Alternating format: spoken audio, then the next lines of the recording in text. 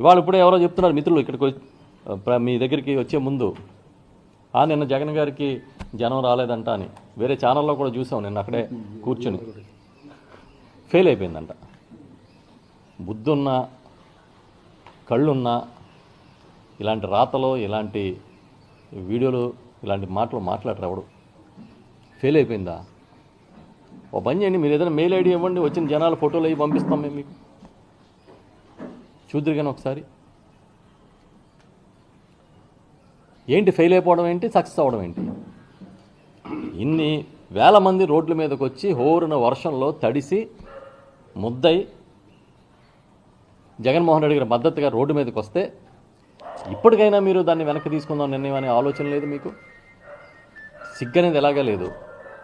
కనీసం ప్రజలంటే భయం కూడా లేదా? తప్పు చేస్తున్నామని మనసుకు ఒక్కసారి కూడా అనిపించట్లేదా మీకు? అణిచివేస్తే అణిగిపోయేదేం కాదు. జగన్మోహన్ రెడ్డి గారి కీర్తి, ఆయన పట్టుదల, వైఎస్ఆర్ పార్టీ నాయకుల పటిమ. నిన్ననే కేజీహెచ్ దగ్గర మన మీడియా మిత్రులు చెప్తున్నారు, వాళ్ళందరినీ చాలా దూరంగా పెట్టారు, లోపల రానివ్వకుండా. Commissioner of police Visakhapatnam Jagan గారి పట్ల చాలా అనుచితంగా మాట్లాడారని చెప్తున్నారు. ఒక ఐపీఎస్ అధికారి అయి ఉండి ఒక రాజకీయ నాయకుడిలా మాట్లాడడం ఇది సబబేనా?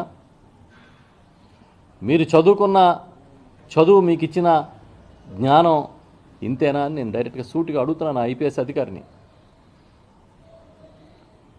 పార్టీలు, ప్రభుత్వాలు వస్తుంటాయి పోతుంటాయి, మేము శాశ్వతం అని ఏమన్నా మీకు అనిపిస్తుందేమో.